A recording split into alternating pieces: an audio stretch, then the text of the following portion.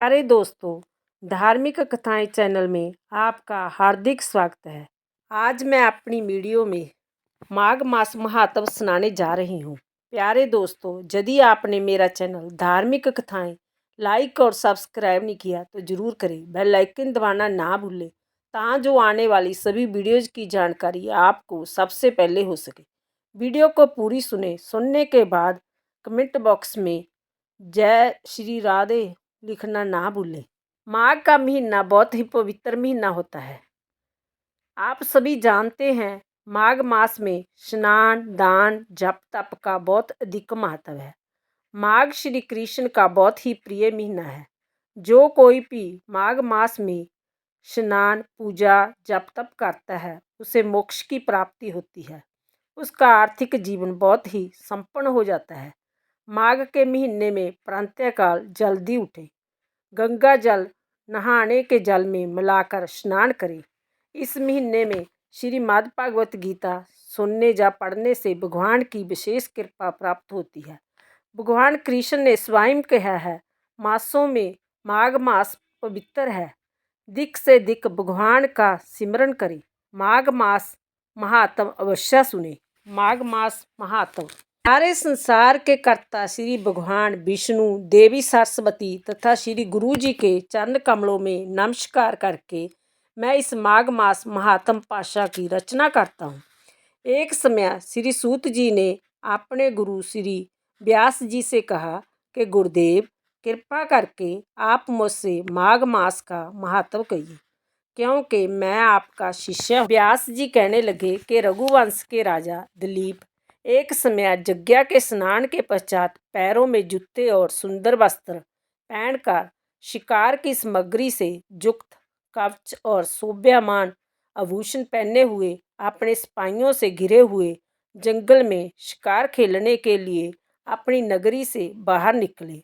उनके सिपाही जंगल में शिकार के लिए मृग, ब्यां, सिंह आदि जंतुओं की तलाश में इधर उधर फिरने लगे।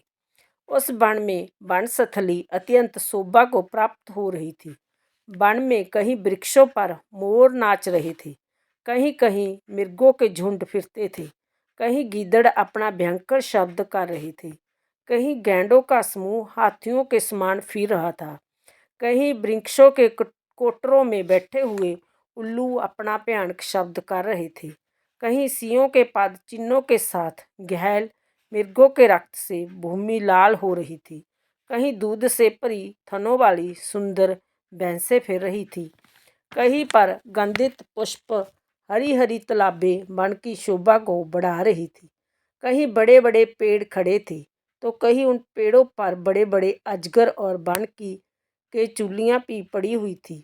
उसी समय राजा के सिपाहियों के की आवाज़ सुनकर एक मृग वन में से निकलकर भागने लगा और बड़ी बड़ी चौंकड़ियाँ भरता हुआ आगे बढ़ा।